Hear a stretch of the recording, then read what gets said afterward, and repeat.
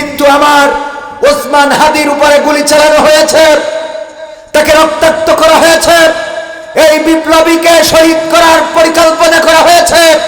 এখন পর্যন্ত বাংলাদেশের প্রশাসন এই বন্দুকধারীকে, এই পিস্তলধারীকে, এই আততায়ীকে এখন পর্যন্ত অ্যারেস্ট করতে পারে নাই। বলেন ঠিক কিনা? তারা কুত্তা মারলে অ্যারেস্ট করতে পারে, জেলে দিতে পারে, তারা মুরগি মারলে ধরতে পারে, বিড়াল মারলে ধরতে পারে, কিন্তু মানুষ মারলে তাদেরকে ধরতে পারে না। এই প্রশাসন আমার দেশে আমরা চাই না। এদের জন্য আমরা ট্যাক্সের টাকা দিই না। আর যারা বিপ্লবীদেরকে বাংলাদেশের জমিন থেকে নিশ্চিহ্ন করে দিতে চায়, তাদেরকে বলতে চাই, ওই তিতুমিরকে শহীদ করেছিল, বাঁশের কেল্লা ভেঙেছিল, ওই ইংরেজ দালালরা মনে করেছিল, ইংরেজ এবং তাদের দোসররা মনে করেছিল তিতুমিরের বাঁশের কেল্লা যদি ভেঙে দিতে পারি, যদি গুড়িয়ে দিতে পারি, তিতুমিরকে যদি শহীদ করতে পারি, তাহলে এই বাংলাদেশে আন্দোলন থাকবে না। তারা মনে করেছিল নবাব সিরাজউদ্দৌলার পতন যদি ঘটাতে পারি, তাহলে বাংলাদেশে ইসলামের গণজাগরণ হবে না। আল্লাহর কসম করে বলি, আমাদের বিপ্লবীদেরকে শহীদ করে বাংলাদেশের আন্দোলনকে বন্ধ করা যাবে না। কারণ এই জাতি লড়াকু জাতি।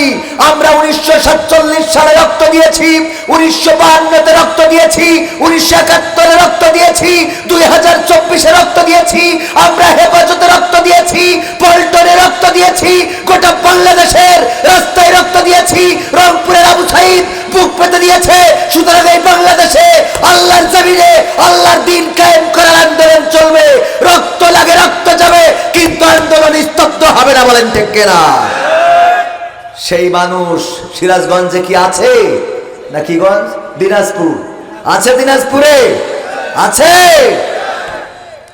ভাইরা আমার, যদি সিদ্ধান্ত নিতে পারে বিজয় আসবে। যদি সিদ্ধান্ত নিতে ব্যর্থ হয়, অনেকেই মনে করেছিল এমন জগদ্দল পাথর। আল্লামা সাইদি ভবিষ্যৎবাণী করেছিলেন রাহিমাহুল্লাহ, বলেছিলেন, আমি বাংলাদেশের উত্তর গগনে কালো মেঘ দেখতে পাচ্ছি। যদি তোমরা সফলভাবে মোকাবেলা করতে ব্যর্থ হও, তাহলে আমি এমন গাঢ় কালো অমাবস্যার অন্ধকারের রাত আশঙ্কা করছি, যেটার সুবহে সাদিক হওয়া সম্ভব। সেই রাত এসেছিল না? আসে নাই? এসেছিল কিনা? সবাই ধরে নিয়েছিল আর একটা সকাল আসবে না। কিন্তু আল্লামা সাইদি রাহিমাহুল্লাহ আর একটা কথাও বলেছিলেন, আমাদেরকে মৌলবাদী বলেন। মৌলবাদ মানে হলো শিকড়বাদ, গোড়াবাদ। আমরা গোড়াবাদী, আর আমাদেরকে যারা মৌলবাদী বলেন তারা আগাবাদী। মাথায় রাখবেন যে গোড়াবাদীরা আস্তে করে গোড়ায় ঝাঁকা দেবে, মামু বাড়ি দিল্লি গিয়ে পড়বা। সেটা হয়েছে না হয় নাই? হয়েছে না হয় নাই? কারণ মৌলবাদীরা রাস্তায় নেমে যখন ঝাঁকা দিয়েছে, তখন লাগে না? লাগে না? এখন ফাঁকা ফাঁকা লাগে। কারণ কি? কারণ হলো, আগে যদি কোনো ক্রাইসিস দেখা দিত, সাথে সাথে টেলিভিশনে আমরা সলিউশন পেয়ে যেতাম। যেমন বেগুন সংকট দেখা দিল, বলল কুমড়ো দিয়ে বেগুনি বানান। কুমড়া দিয়ে সলিউশন আছে না নাই? তারপরে যখন গোশতের অভাব, তখন বলল কাঁঠাল দিয়ে অভাব পূরণ করো।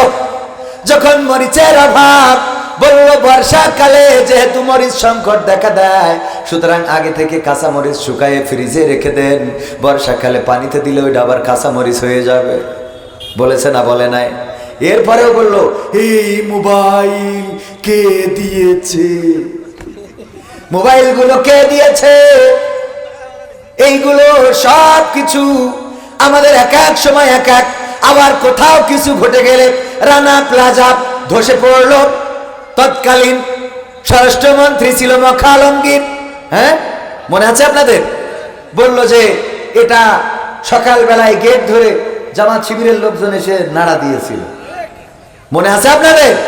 কিছু হইলেই এটা জামাত শিবিরের কাজ। ছিল না? ছিল না? এইগুলো ছিল না? এখন এইগুলো আর বলার সুযোগ নেই। আজকে হাদির উপরে যে গুলি হয়েছে, আল্লাহ তাকে সুস্থতা দান করুন, বলেন আমিন। যদি তারা থাকতো তাহলে বলতো এটা করেছে জামাত শিবিরের লোক। বলতো না? বলতো না? এখনো বলে। এখন ষড়যন্ত্রে নিপতিত হয়েছে।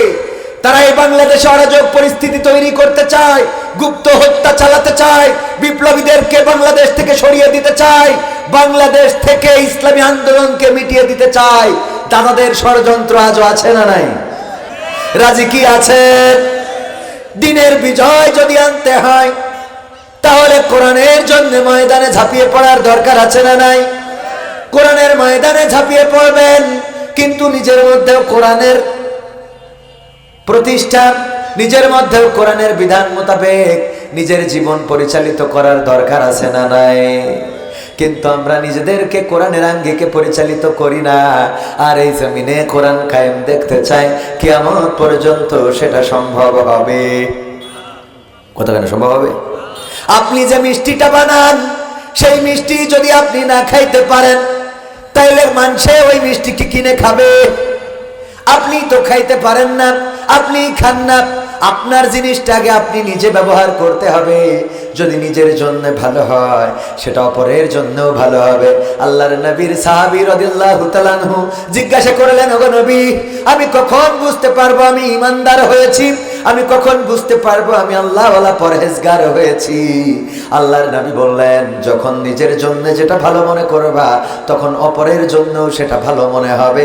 এইটা যেদিন মনে করতে পারবা সেই দিন তুমি পূর্ণ ঈমানদার হতে পারবা। নিজের জন্য যেটা ভালো সেটা অপরের জন্য কি মনে করতে হবে? আমরা নিজের জন্য দামি পোশাক কিনি, আর যদি কাউকে দান করতে চাই শীতের পোশাক, কমা দামের পোশাক খুঁজে বেড়ায়, এমন আছে না নাই? শীতের কোট বা শীতের কম্বল নিজেরা গায়ে দিই একরকম, আর যখন দান করি তখন যেই কম্বলটা দান করি ওইটা 10টা একসাথে গায়ে দিলেও শীত মানায় না। এমন কম্বল দেওয়ার মতো আল্লাহর ওলি আছে না নাই? আমরা মসজিদটা সুন্দর করি না, কিন্তু নিজের বাড়ি এত সুন্দর, এত চাকচিক্য, ঠিক না বেঠে? কথা কয় না?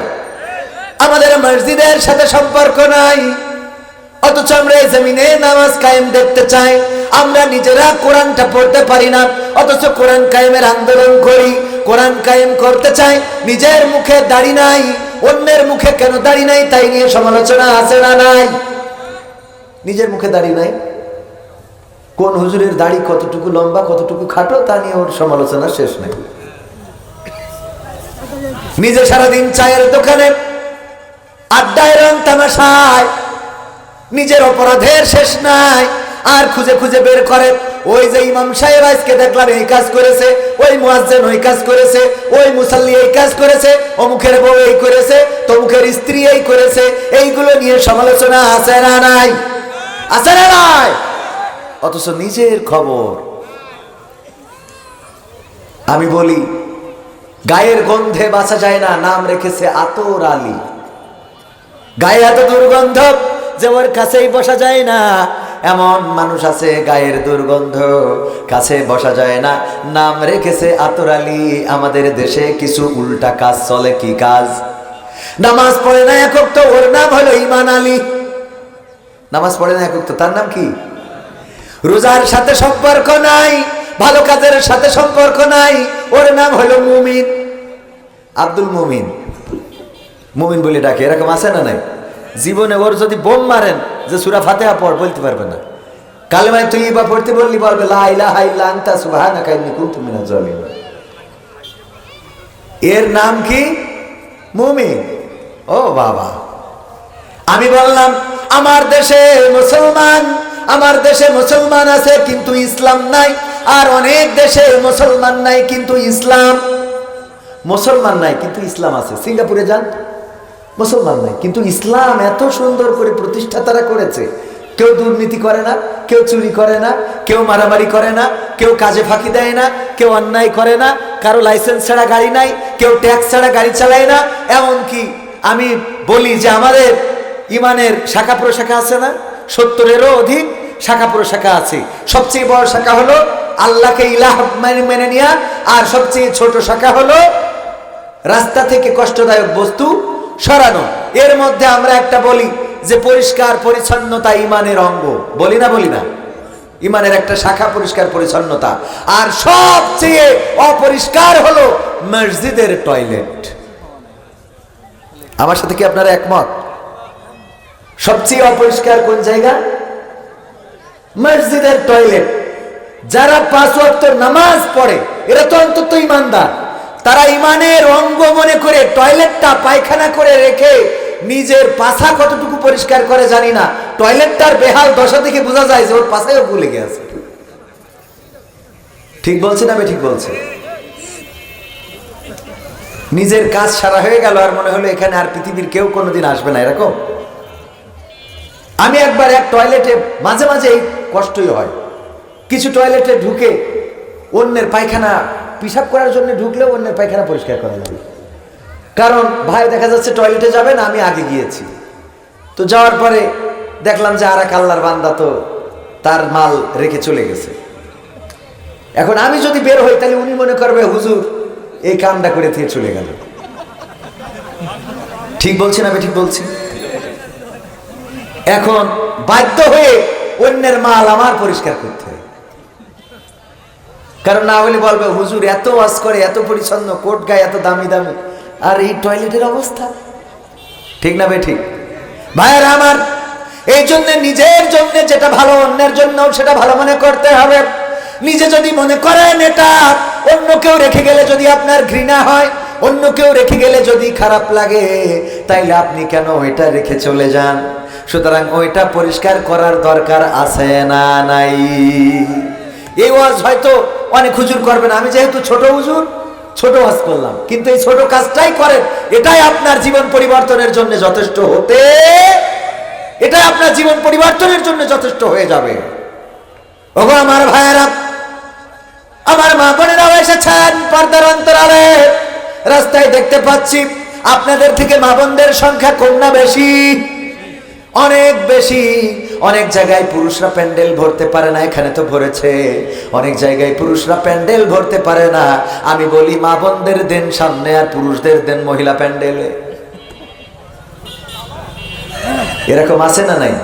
আবার মা বোনরা মাহফিলেও যেমন বেশি, বাজারেও তেমন বেশি, দুনিয়ায়ও বেশি, জাহান্নামেও। মা বোনেরা হয়তো মন খারাপ করতে পারে। বিশ্ব নবী সাল্লাল্লাহু আলাইহি সাল্লাম বললেন, মেরাজ থেকে এসে বললেন যে ওগো নারীরা, তোমরা বেশি বেশি সাদাকা করো। বেশি বেশি কি করো? সাদাকা করো। কারণ আমি অধিকাংশ নারীদের দেখেছি জাহান্নামী, অধিকাংশ নারীরা জাহান্নামী। আল্লাহ নবী সাল্লাল্লাহু আলাইহি সাল্লামকে প্রশ্ন করা হলো, অধিকাংশ নারীরা যে জাহান্নামী, অপরাধ কি তাদের? বিশ্বনবী বললেন, অপরাধ অনেক, কিন্তু বড় অপরাধ দুইটা। কয়টা? বড় অপরাধ কয়টা? সবাই বলেন কয়টা? এই জবান দিয়েছেন আল্লাহ না? তো আল্লাহর জন্য একটু মাঝে মাঝে কথোপকথন, এগুলো কি করতে আপনাদের কষ্ট হয়? আল্লাহকে যদি ডাকতে আপনার কার্পণ্যতা এসে যায়, যদি কোরআনের জন্য জবানটা ছাড়তে কার্পণ্যতা হয়ে যায়, এই জবানের মালিক আল্লাহ, উনি জবানটা কেড়ে নিতে পারে না? পারে না? আপনাকে যে জবান দিয়েছেন এটারও শুকরিয়া আদায় করলেন না, এর থেকে অকৃতজ্ঞ আর কি হতে পারে? এই জবানের শুকরিয়া আদায় করার দরকার আছে না নাই?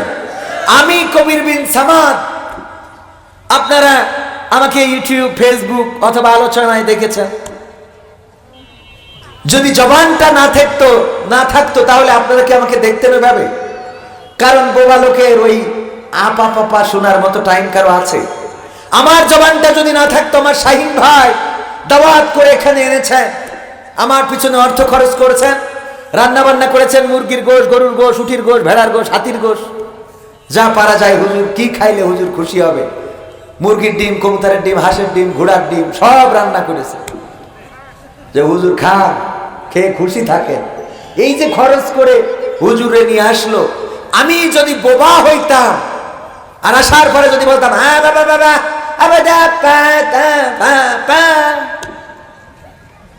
আপনারা আমারে কিছু বলতেন না, শাইনরে ধরি পিটাই হাসপাতালে পাঠাতেন। ঠিক বলছি না? ঠিক বলছি? ওরে পিটাই হাসপাতালে পাঠাতেন যে তুই টাকা খরচ করে কি আনছিস সেখানে। ভাইরা আমার, শুকরিয়া আদায় করেন না? আল্লাহ চোখ দুইটা দিয়েছেন, এই দুইটা চোখই দিলেন, কিন্তু একটার একটুখানি নেটওয়ার্ক সামান্য 5G থেকে 4G করে দিয়েছেন, একটুখানি ঘুরাই দিয়েছেন। একটা সোজা দেখেন আর একটা বাঁকা দেখেন, নামটা হয়ে গেল টেরা কবির। কি কবির? পা একটুখানি, একটা পা থেকে আরেকটা পা 1 ইঞ্চি খাটো, আধা ইঞ্চি খাটো। কত ইঞ্চি? আধা ইঞ্চি যদি খাটো হয়, আপনার নাম হয়ে যাবে। এই গ্রামে যদি 2 জন আব্দুল হাকিম থাকে, এসে যদি বলেন যে আব্দুল হাকিমের বাড়ি কোনটা, মানুষে কবে খুড়া হাকিম নাকি ভালো হাকিম? ঠিক না বে ঠিক? সামান্য একটুখানি পা খাটো হইলে আপনার নামটা খুড়া হয়ে যেত। না, আমার মা বোনেরা অনেক সুন্দরী সুন্দরী মা বোনেরা আছে, আর লিপস্টিক মেখে তো আরো সুন্দর হয়, টিপ, তারপরে মেকআপ করে না, আছে না নাই? আগের বাগে সকাল বেলায় ফজরের নামাজের পরে মা বোনদের গুনগুন করে কোরআন তেলাওয়াত শোনা যেত না?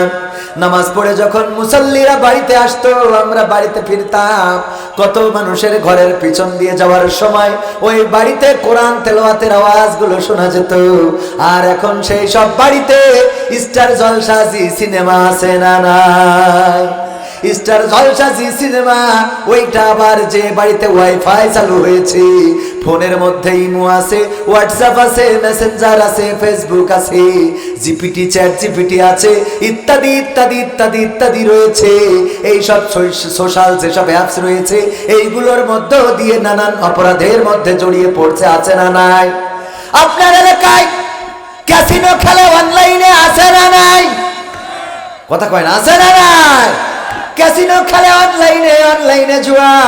অনেকেই মিসকি হাসাহাসি করতেছে, হুজুর আমাদের বিষয়টা ধরে ফেলেছে, হুজুর আমাদের বিষয়টা জানতে পেরেছে। আরে আমার যুবক ভাইয়েরা, আজান দেয় মসজিদে, মুয়াজ্জিন ডাকে হাইয়া আলাস সালাহ, এসো নামাজের কাছে, হাইয়া আলাল ফালাহ, এসো কল্যাণের কাছে, কল্যাণের দিকে ছুটে এসো।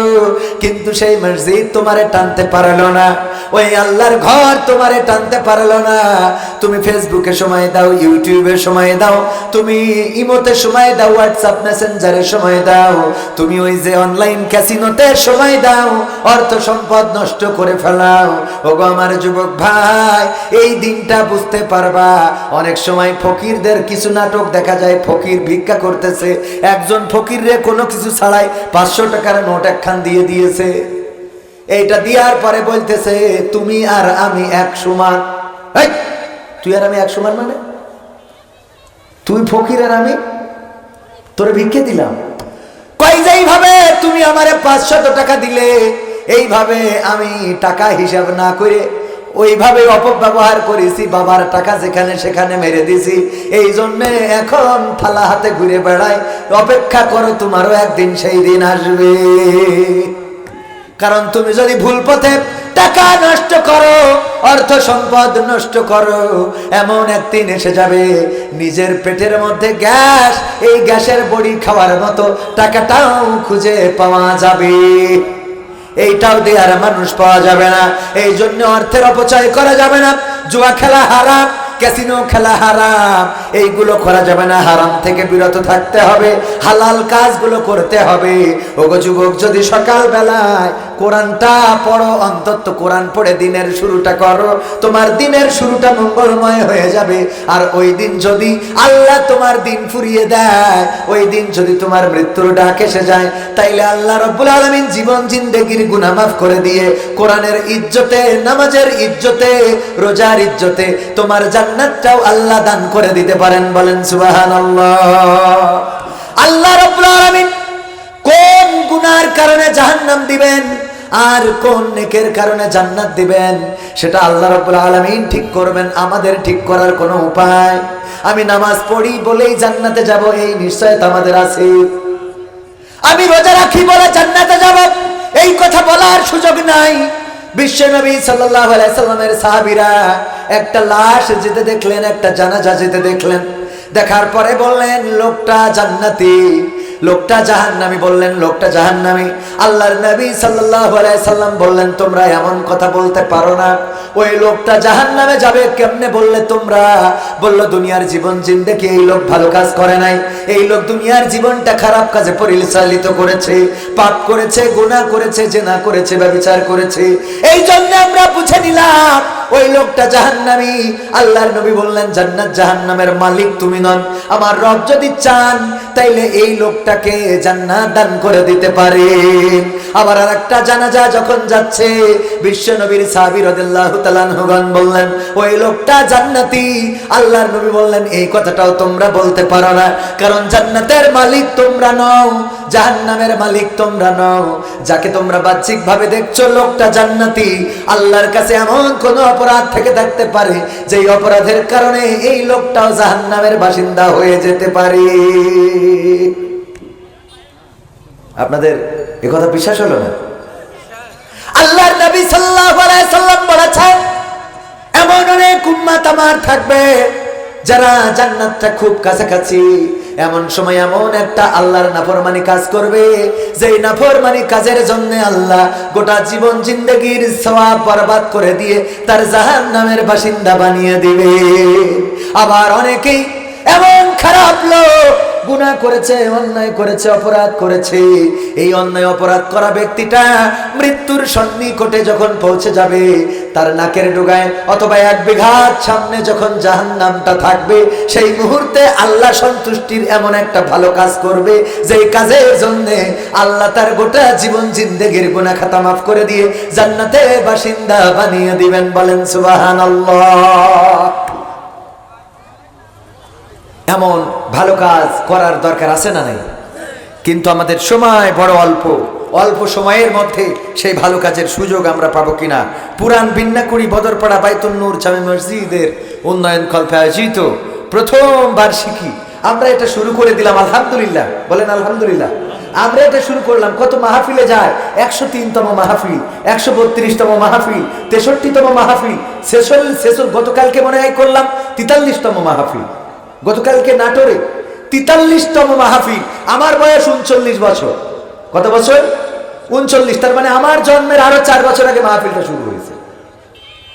আজকে আমরা যে মাহফিলটা শুরু করলাম, এখানে লেখা হয়েছে প্রথম বার্ষিক। একদিন এইটা 50তম বার্ষিকও হবে, কিন্তু এখানে থাকা অনেক মানুষই আমরা ওই দিন থাকবো না। ঠিক না ভাই? ঠিক। কল্পনায় দেখেন তো, 50তম মাহফিলের আয়োজন চলছে, কত লোক শ্রোতা, কিন্তু আমরা নাই। 50 বছর পরে ভাইয়ের আমার, আজকে আমরা একটা ইতিহাসের সাক্ষী হয়ে গেলাম। আল্লাহ যাদেরকে কবুল করেছেন তারা এখানে আসতে পেরেছে। বলেন আলহামদুলিল্লাহ। আল্লাহ শুকরিয়া যে তিনি আমাদের এই মসজিদের উন্নয়নের কল্পে এই মাহফিলে আসার তৌফিক দান করেছেন। আমি সূরা সাফ থেকে 2টা আয়াত তেলাওয়াত করেছি। ইয়া আইয়ুহাল্লাযীনা আমানু হাল আদুল্লুকুম আলা তিজারাতিন তুনজিকুম মিন আযাবিন আলীম। এই সূরাটা নাজিল হয়েছিল মদিনায়, মাদানী সূরা, এবং বিশেষ করে উহুদ যুদ্ধের কাছাকাছি, উহুদ যুদ্ধের পরে এই সূরাটা নাজিল হয়েছে। ঐতিহাসিকগণ তেমনই বলেছেন, কারণ এই সূরায় যে কথাগুলো বলা হয়েছে সেগুলো প্রমাণ করে দেয় যে উহুদ যুদ্ধে যখন মুসলমানদের একটু মনের মধ্যে চাপ পড়েছিল, তখন আল্লাহ রাব্বুল আলামিন এই সূরাটা নাজিল করেছিলেন, সূরা আস-সাফ। এই সূরার 4 নম্বর আয়াতে কারিমায় আস-সাফের কথা বলা হয়েছে যে সারিবদ্ধভাবে তোমরা আল্লাহর পথে যারা লড়াই করে, আল্লাহ তাদেরকে ভালোবাসেন, এই জন্য এই সূরাটার নামকরণ এটা করা হয়েছে। ভাইরা আমার, আমি যে আয়াত তেলাওয়াত করেছি সেই আয়াতের প্রথম আয়াতের অর্থ হলো, ওগো ইমানদারেরা, ওগো দিনাজপুরের ইমানদার, ওগো বিন্নাকুড়ির ইমানদার, ওগো বীরগঞ্জের ইমানদার, কিসের বাজার? ঠিকানার বাজার। যে বাজার দিয়ে আমি কাঠের ঘানি ভাঙানো তেল, সুন্দরবনের মধু, কালোজিরা ফুলের মধু, সরিষা ফুলের মধু, চিয়া সিড, সিড মিক্স, গাওয়া ঘি ইত্যাদি ন্যাচারাল পণ্য আপনাদের হাতে অনলাইনে বিক্রি করে থাকি। এই ব্যবসাটা আমার এক বন্ধু ধরিয়ে দিয়েছেন। বললো যে ভাই, এখন তো অনলাইনের যুগ, ওয়াজ করে যখন কণ্ঠ থাকবে না তখন তার ওয়াজের জন্য কেউ ডাকবে না। ডাকবে? জনপ্রিয় না থাকলে ওয়াজের জন্য ডাকবে। আপনি অনেক বড় আলেম, অনেক সার্টিফিকেট আপনার, কিন্তু বয়ান করতে পারেন না ভালো করে, এই সার্টিফিকেট আল্লাহরে দাওয়াত দেয়? কথা কয় না। এখন ভাইরাল হওয়া লাগে, পরিচিত হওয়া লাগে, কথা বলারও আবার কিছু যোগ্যতাও আল্লাহর তরফ থেকে আল্লাহ দিয়ে দেন। মুসা আলাইহিস সালাম বললেন, আল্লাহ তুমি তো আমারে পাঠাচ্ছো ফেরাউনের কাছে, কিন্তু আমার একটা দাবি তোমার কাছে। কি তা? আমি বক্তা হিসেবে খুব বেশি ভালো না, আমার ওয়াজ করার যোগ্যতা অত সুন্দর না। আমার ভাই হারুন সে খুব ভালো করে কথা বলতে পারে। তুমি যদি কোনো মতে হারুনরেও একটু দাওয়াত দিয়ে দিতে, ওরে যদি দ্বিতীয় বক্তা বানাইতে, তাহলে আমি ওরে নিয়েতে যেতাম। কোরআনের কথা, আমার কথা না, একেবারে আমি একটু সাহিত্যিক ভাষায় বললাম, বাংলাদেশি কায়দায় বললাম। মুসা আলাইহিস সালাম কি বললেন? যে আমি অত ভালো বক্তা না, আমার সুর অত ভালো না, তা আমার সাথে যদি আর একটা বক্তা আল্লাহ দিয়ে দাও, সেটা হলো আমার ভাই হারুন, ওরে যদি দিয়ে দাও, বক্তা ভালো, ও ফিরাউনের সাথে খুব কায়দা করে ওয়াজ শুনতে পারবে। আল্লাহ বললেন তোর দোয়া কবুল করে নিলাম। মুসা আলাইহিস সালামকে বললেন তোমার দোয়া কবুল, হারুনকে আমি নবুয়ত দান করে দিলাম। বলেন সুবহানাল্লাহ। এই জন্য বক্তারও দরকার আছে না নাই? বক্তার বলার বাচন ভঙ্গি এটা আল্লাহর তরফ থেকে আসে। দেখবেন ফুটপথে বিক্রি করতেছে কয়টা মরা পচা গাছের শিকড়, দুই একটা সাপ টাপ ধরে এনে আপনারে পচা পানি খাওয়াই ছেড়ে দেয়। আপনি খুবই দুর্বল, স্ত্রী ডিস্টার্ব করে, আপনার জন্য আজকে নিয়ে এসেছে এমন যে এটা খাওয়ার পরে আর জীবনে আপনার 3-4টে বিয়ে করবেন তাও ডিস্টার্ব হবে না। এরকম আছে না নাই? ওই মূর্খ লেকচার দেয় আর শিক্ষিতরা তার কাছ থেকে ওই মরা পচা ওষুধ কেনে। বাতের ব্যথা, মাজার ব্যথা, হাঁটুর ব্যথা, কোমরের ব্যথা, আমার এই এক ডোজ খাবেন, যদি না সারে ভাই পায়ে হাত দিয়ে বলি, কসম করে বলি, আমারে ধরে আপনারা গর্ণ ধুলাই দেবেন। ওর কি আর জীবনে পাওয়া যাবে? ওর গর্ণ ধুলাই দেবেন। এইগুলো বলে আপনারে উল্টা পাল্টা পচাখানা পানি, তারপরে পোষা গাছের শিকড়, এইগুলো হাতে ধরিয়ে দিয়ে চলে যায়। আছে না নাই? বাচন ভঙ্গি এত ভালো যে নষ্ট জিনিসটা কিনে ফেলে। আমার মা বোনেদের কাছে ফোন দেয় জিনের সর্দার, জিনের বাদশা, ফোন দিয়ে বলে এই তোমার স্বামী তোমার সাথে খারাপ আচরণ করে? হ্যাঁ না, ও তো বলে করে, মানে কি? ও করে বলেই তো আমি মকসদের সাথে লাইন মারতেছি। এটা থেকে যদি তুমি বাঁচতে চাও তাহলে তুমি অমুক দিন বাসতলায় তোমার নাকের ফুল কানের দুল রেখে আসবে। এই বলে না, বলে না, এমন কায়দা করে বলে, পুরো সোনা দানা গয়না গাটি সব আটি বেঁধে নিয়ে যেয়ে দিয়ে চলে আসে। এরকম ঘটনা ঘটে না? ঘটে না? আছে না নাই? যাই হোক ভাইয়েরা আমার, তো আজকের এই মাহফিল উন্নয়ন কল্পে মা বোনেরা জাহান্নামে যাওয়ার কারণ কয়টা বলেছিলাম? বড় কারণ কয়টা? আপনারা কি এটা শুনতে চান? শোনাবো? আরো বলেছি যে আয়াতে কারিমা তেলাওয়াত করেছি, আয়াতের পরে একটু কথা বলার আকাঙ্ক্ষা যদি সময় থাকে। আমাদের মনে হয় প্রধান অতিথি এসেছেন সম্ভবত। লিল্লাহি তাকবীর, নারায়ে তাকবীর। প্রধান অতিথির আগমন, প্রধান অতিথি উনি বিশেষ অতিথি, বিশেষ অতিথির আগমন, শুভেচ্ছা। এই আপনারা ভারতের কাছে দিনাজপুর মানেই ভারত, ভারত আছে না? এখানে যে ভারতের আসর পড়েছে এটা আলহামদুলিল্লাহ আমি প্রমাণ পাইছি। কারণ কি? কারণ আমি ভারতে গেছিলাম, ওখানে যে আলোচনা করি, তো আলোচনার সামনে যারা শ্রোতা ওদের যাই বলি কারোর কোনো জবাব নাই, কোনো জবাব নাই, কোনো উত্তর বার্তার কিছু নাই। বলি যে বলেন ওয়ালা দোয়াল্লিন আমিন, তাও কয় না, কই সুবহানাল্লাহ বলে না, আলহামদুলিল্লাহ কয় না, যব প্রশ্ন করি উত্তর দেয় না। আমি আমার আব্দুল সালাম যুক্তিবাদী ভাই, তখন উনিও ভারতে। আমি বললাম ভাই ভারতে এসে তো ওয়াজ করে জুত পাইনি, মজা পাইনি। কেন? বললাম সামনে শ্রোতায়রা আল্লাহর বান্দারা চুপচাপ বসে থাকে, উঠেও যায় না, বসেই থাকে একেবারে শুরু থেকে শেষ পর্যন্ত, কোনো কথার উত্তর বার্তার কোনো জবাব সওয়াল কিছুই নাই। বললো যে ভাই ভারতের মুসলমানদের চিন্তা হলো টাকা খরচ করে বাংলাদেশ থেকে হুজুর এনেছি, আমরা কেন কথা বলবো? তো আপনারা কি এই সিদ্ধান্ত নিয়েছেন যে যশোর থেকে টাকা দিয়ে হুজুর এনেছি, আমরা কেন তাকবীর দেব? হুজুর একাই চালান। লিল্লাহি তাকবীর। না চেঞ্জ হয়েছে, আরেকবার দেখতে চাই। লিল্লাহি তাকবীর, নারায়ে তাকবীর। ওগো আমার ভাইয়েরা, জবান দিয়েছেন আল্লাহ, সেই আল্লাহর জবান দিয়ে আল্লাহর কথা বলা লাগবে, আল্লাহর কোরআন পড়া লাগবে, আল্লাহর দ্বীনের জন্য আহ্বান করা লাগবে। ওয়ামান আহসানু কাওলাম মিম্মান দাআ ইলাল্লাহ ওয়া আমিলা সালিহান ওয়া ক্বালা ইন্নানি মিনাল মুসলিমিন। আমার আল্লাহ বললেন তার কথার চেয়ে ভালো কথা আর কারো হতে পারে না, যে নিজে সৎ কাজ করে, নেক কাজ করে এবং অপরকে নেক কাজের জন্য আহ্বান করে আর মুখে ঘোষণা করে দেয় আমি একজন মুসলমান, ওগো আমার ভাইরা সেই মুসলমান হওয়ার দরকার আছে না নাই? আজ থেকে নিজে ভালো কাজ করতে হবে, অপরকে ভালো কাজের জন্য আহ্বান করতে হবে। আমার আল্লাহ বললেন তোমাদের একটা ব্যবসা ধরিয়ে দিতে চাই, যে এই ব্যবসা যদি করো ওগো দিনাজপুরের মানুষগো কঠিন জাহান্নামের আযাব থেকে বেঁচে যাবে। পরবর্তী আয়াতে বললেন সেই ব্যবসাটা হলো তুমিনুনা বিল্লাহ, আল্লাহর প্রতি ঈমান আনতে হবে, ওয়া রাসূলিহি এবং রাসূলের প্রতি, ওয়া তুজাহিদুনা ফি সাবিলিল্লাহ এবং প্রচেষ্টা করতে হবে আল্লাহর রাস্তায়, বিআমওয়ালিকুম মাল দিয়ে, ওয়া আনফুসিকুম জান দিয়ে, আল্লাহর রাস্তায় আল্লাহর জমিনে আল্লাহর দ্বীন কায়েমের জন্য জান এবং মাল খরচ করে আল্লাহর জমিন আল্লাহর দ্বীন প্রতিষ্ঠার জন্য প্রচেষ্টা করতে হবে। জিহাদ মানে গুলাগুলি নয়, জিহাদ মানে মারামারি কাটাকাটি নয়, জিহাদ শব্দের অর্থ হলো প্রচেষ্টা করা। এই প্রচেষ্টার মধ্যে মসজিদ বিনির্মাণ হতে পারে, এই প্রচেষ্টার মধ্যে মাদ্রাসা বিনির্মাণ হতে পারে, এই প্রচেষ্টার মধ্যে ইসলামী যুব সংঘ যুব সমাজ গড়া যেতে পারে, এই প্রচেষ্টার মধ্যে আল্লাহর নবী যেমন হিলফুল ফুজুল গড়েছিলেন এমন কোন সংগঠন করা যেতে পারে, এই প্রচেষ্টার মধ্যে চায়ের দোকানে যে ইসলামের দাওয়াত দেয়া যেতে পারে। নানান ভাবে এই প্রচেষ্টা করতে হবে। এই প্রচেষ্টা করার জন্য বিআমওয়ালিকুম ওয়া আনফুসিকুম মাল এবং জানের খরচ করতে বলেছেন কি? আমরা কি জানমালের খরচ করতে রাজি আছি? দিনের জন্য, কোরআনের জন্য, আল্লাহর জমিনে আল্লাহর দ্বীন বাস্তবায়নের জন্য যদি আমাদের মাল খরচ করতে হয়, জান খরচ করতে হয়, যদি রক্ত দিতে হয়, রাজপথে থাকতে হয়, আবু সাঈদের মতো দুটি হাত মেলে ধরতে, আমরা মেলে ধরে বাতিলের বুলেট যদি আমাদের বক্ষচ্ছেদ করে, আমাদের জমিনে আল্লাহর জমিনে আমাদের শরীরের রক্ত ঢেলে সেই রক্তের সাগরে সাঁতার কেটে কেটে একটি রক্তাক্ত বিপ্লবী কালেমার পতাকা উড়াতে রাজি কারা কারা দেখতে চায়?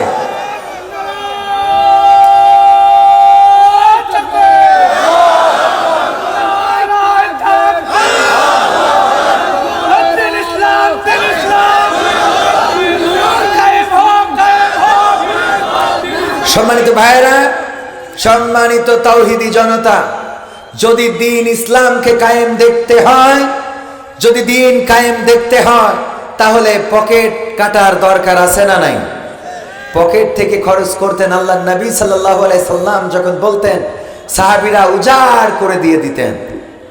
মহিলা সাহাবীরা কানের ফুল, নাকের ফুল, কানের দুল, নাকের ফুল, গলার চেন এগুলো খুলে খুলে দিয়ে দিতেন। এখানে একটা মসজিদ হচ্ছে, আমি কথা বলবো, এখনো তো আমি শুরু করি নাই। শুরু করছি কি? এখন অতিথির নামই বলি নাই। সভাপতি হিসাবে দায়িত্ব পালন করছেন আলহাজ মোহাম্মদ হারুন আর রশিদ সাহেব, সহ সভাপতি মোহাম্মদ মহসিন আলী, প্রধান অতিথির আসন অলঙ্কৃত করেছেন আমাদের জনাব মোহাম্মদ হাবিবুর রহমান, সমাজ সেবক বিন্নাকুড়ি। এছাড়া আরো বিশেষ অতিথিদের মধ্যে অনেকেই রয়েছে, এম এ রহমানিয়া বেকারি সার্বিক সহযোগিতায়, রবিউল ইসলাম, মাহফুজুর রহমান, শিবলু, মুস্তফা কামাল, আবু তালেব, আলতাফ হোসেন, রানা আহমেদ, আব্দুল হাকিম, আহসান হাবিব, তারপরে নজরুল ইসলাম আছেন, মির্জা হায়দার, অনেকেই, অনেক, সব নাম পড়তে গেলে অনেক সময় লেগে যাবে। গণ্যমান্য ব্যক্তিবর্গ অনেকেই এসেছেন যাদের পায়ের জুতা দুইখানা আমি যদি সোজা করে দিতে পারতাম তবে নিজেকে ধন্য মনে করতাম। এমন অনেকেই আছে যারা আমার থেকে ইমানে, আমলে, পরহেজগারিতায় এতটাই উচ্চতায় রয়েছে যে আপনাদের জুতা বহন করার যোগ্যতাও আমি এখনো অর্জন করতে পারি নাই। ওগো আমার ভাইয়েরা, সেই মানুষ এখানে আপনারা বসা, পর্দার অন্তরালে আছে আমার রত্নাকর ভামা এবং বোনেরা, সবাইকে আমি আমার আনুষ্ঠানিকভাবে সালাম প্রদান করছি, আসসালামু আলাইকুম ওয়া রাহমাতুল্লাহ। আমি কেবল শুরু করছি মাহফিল, এর আগে যা করেছি এগুলো বোনাস, ফ্রি। আমার দাওয়াত দিলে কিছু ফ্রি পাওয়া যায়, ওগুলো আগে যেটা করে ফেলেছি। এখন যেটা সেটা হলো আমার আলোচনা এবং সঙ্গীত, যদি সময় থাকে আরো শোনাবো। মা বোনদের জাহান্নামে যাওয়ার যে দুইটা কারণ, বেশি কারণ, বড় কারণ, সেটাও একটু বলবো, কারণ মা বোনদের এটা জানা দরকার, পুরুষদেরও জানা দরকার। পুরুষ যদি ভালো হয় মা বোনেরাও ভালো হবে, মা বোনেরা ভালো হইলে পুরুষও, মনে থাকবে ইনশাআল্লাহ, একে অপরের পরিপূরক, সম্পূরক। এই জন্য আমাদেরকে এতটুকু করতে হবে। ও আমার ভাইয়েরা, মসজিদ এখানে যেটা হচ্ছে, বিশ্ব নবী সাল্লাল্লাহু আলাইহি সাল্লাম বলেছেন পৃথিবীর পরে যে মানুষেরা যেমন মসজিদ দুনিয়ার পরে করে আসে, আল্লাহ রাব্বুল আলামিন তেমন একটা ঘর তার জন্য জান্নাতে রিজার্ভ করে রাখেন। সুবহানাল্লাহ বলতে কষ্ট হয়ে গেল। আল্লাহ রাব্বুল আলামিন জমিনের পরে যারা মসজিদ বিনির্মাণ করে, যেমন একটা মসজিদ জমিনে নির্মাণ করে যায়, তেমন একটা ঘর আল্লাহ তার জন্য জান্নাতে রেখে দেয়। ও আমার ভাইয়েরা, ওই মসজিদটা প্রতিষ্ঠিত হলো, বছরের পর বছর চলবে। টেম্পোরারি মসজিদটা এক জায়গায় প্রতিষ্ঠিত করা হয়েছে, তবে মাথায় রাখা লাগবে অধিক মসজিদ নির্মাণ এটা আবার কিয়ামতের লক্ষণ। এদিকটাও খেয়াল রাখার দরকার আছে না নাই? তবে প্রয়োজনে মসজিদ প্রতিষ্ঠা করবেন, সমস্যা নাই। যদি মসজিদের দূরত্ব বেড়ে যায়, কাছাকাছি করবেন। এখন মানুষ সব শর্টকাট পছন্দ করে। আগে 3 ঘন্টা ধরে সিনেমা দেখতো, আর এখন 30 সেকেন্ডের রিলস দেখে। ঠিক না বেঠিক? আগে 3 ঘন্টার সিনেমা ভাল লাগতো, আর এখন 3 মিনিটের রিলস দেখে। এই জন্য মসজিদে এখন দূরে হাঁটতে চায় না, যদিও প্রতি কদমে নেকি আছে না নাই? প্রতি কদমে নেকি রয়েছে। মসজিদের দূরত্ব যত বেশি, নামাজ পড়লে সওয়াব তত। এখন মসজিদ কাছাকাছি হইলে মুসাল্লিও বাড়ে, আলহামদুলিল্লাহ। ওই যে মসজিদটা সামনে দেখা যায়, ওই মসজিদটা নির্মাণ করা হয়েছে। এই মসজিদটা টেম্পোরারি একজনের জায়গায় রয়েছে, স্থায়ী একটা জায়গায় মসজিদটা ট্রান্সফার করা দরকার। ওই মসজিদের সামনে জমিনের যিনি মালিক, আল্লাহ রাব্বুল আলামিন এই জমিনের মালিক, কিন্তু আপনার দায়িত্বে কিছু জমিন দিয়েছেন, কিছু টাকা দিয়েছেন, কিছু পয়সা দিয়েছেন। এই অর্থ সম্পদ কোনো কিছু আপনার সাথে যাবে, কতখানি যাবে। কিন্তু যদি কেউ মসজিদের জন্য 5 কাঠা 10 কাঠা 5 শতক 10 শতক জমি যদি দিতে পারে, মাদ্রাসার জন্য কেউ যদি এমন জমি দিতে পারে, মারা যাওয়ার পরে তার নিজের সম্পদ বলে ওই অংশটুকু থেকে যায়। মারা যাওয়ার পরে একজন ইসলামের মানুষই ছিলেন, তাকে জিজ্ঞাসা করা হলো, তোমার সন্তান কয়জন? বলল, আমার সন্তান একজন। বলল, জমি কতটুকু? বলল, এতটুকু। বলল, ঘর কয়টা? বলল, এতটা। যখন ওনার বাড়িতে গেল, যাওয়ার পরে দেখে অনেকগুলো সন্তান, অনেক জায়গা জমির মালিক, অনেক ঘরের মালিক। বলল, আপনি মিথ্যা কেন বললেন? ওই ইসলামের মানুষই বলেছিলেন, ও আল্লাহর বান্দা, আমি মিথ্যা বলি নাই। কারণ হলো, আমার অনেকগুলো সন্তানের মধ্যে একজন সন্তান আমি আল্লাহওয়ালা বানাতে পেরেছি, একজন সন্তান আমি দ্বীনের পথে পরিচালিত করতে পেরেছি। আমি মারা যাওয়ার পরে এই সন্তানটাই আমার কাজে লাগবে। এই জন্যে বলেছি, আমার সন্তান কয়জন? কয়জন? একটা সন্তানকে আমি কোরআনের খাদেম বানাতে পেরেছি, দ্বীনের আলেম বানাতে পেরেছি। আমি জায়গার কথা বলেছি, আমার এতটুকু জায়গা। আমি মারা যাওয়ার পরে এই যে যত জমি জায়গা দেখছেন, সব আমার আপনজনেরা ভাগাভাগি করে নেবে। আমি মসজিদের জন্য যে জায়গাটা দান করেছি, ওই জায়গাটাই শুধুমাত্র আমার জন্য থেকে যাবে। এই জন্য বলেছি, আমি এই 10 কাঠা জমিনের মালিক।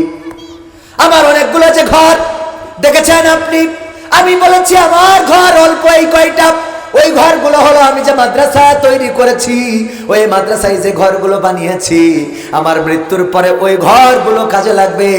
সুতরাং আমার ঘর ওইটা, আর এই ঘরগুলো সব আমার ওয়ারিসেরা ভাগ করে নেবে। এই ঘরগুলো আমার কোনো কাজে দিবে। এই জন্য ভাইরা আমার, আপনাদের কাছে আমি মুসাফির মানুষ। ওই জমিনের জায়গা যার, তার কাছে একটু আজকের এই প্রথম মাহফিল, এই মাহফিল বছরের পরে বছর চলবে। আগামী বছর হয়তো আমাকে আপনাকে দেখা যাবে। এই সময় কি বুড়া হইলে হবে, চুল পাকলে হবে, দাঁত পড়লে হবে না? এই সময় কালকেই হয়ে যেতে পারে। এই জন্য আজকেই আমিও ব্যক্তিগতভাবে নতুন এই মসজিদটার জন্য কিছু শরীক হয়ে যাচ্ছি। আপনাদের কাছেও দাবি জানাই, জমিনের মালিক যিনি যদি একটু ঘোষণা দিতেন, আমি দোয়া করে দিতাম। মুসাফির মানুষ,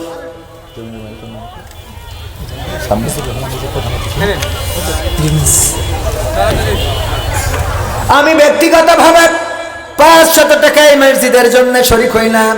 চাদর গিয়েছে ভিতরে 500, 1000, 2000। কেউ মাহরুম করবেন না, যার যা আছে পকেটে দিয়ে দিবেন।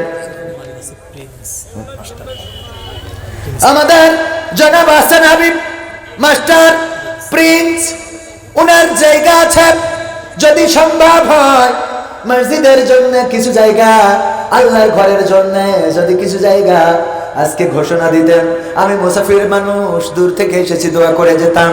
প্রথম মাহফিল এখানে, আমি বলছি যতটুকু জায়গা লাগে ওরা।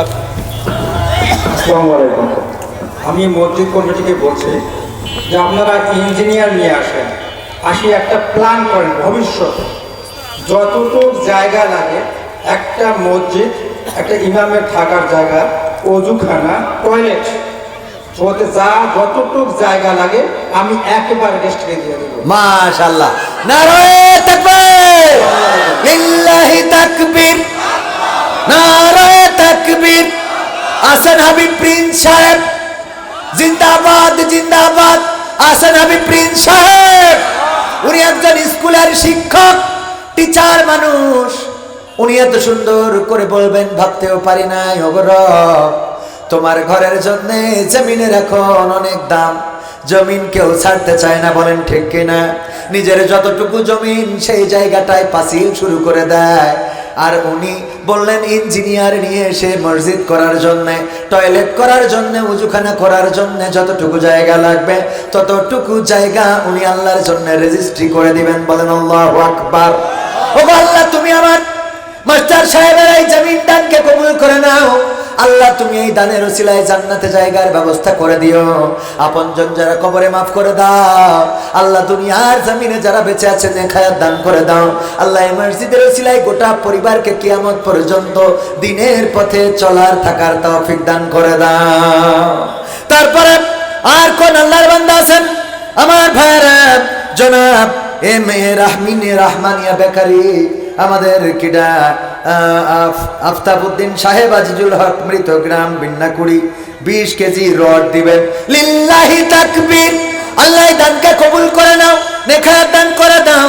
আমার সভাপতি সাহেব হারুনার রশিদ সাহেব বলেছেন মসজিদ বিনির্মাণের জন্য কিছু টাকা দিবেন, যা প্রয়োজন যতটুকু প্রয়োজন।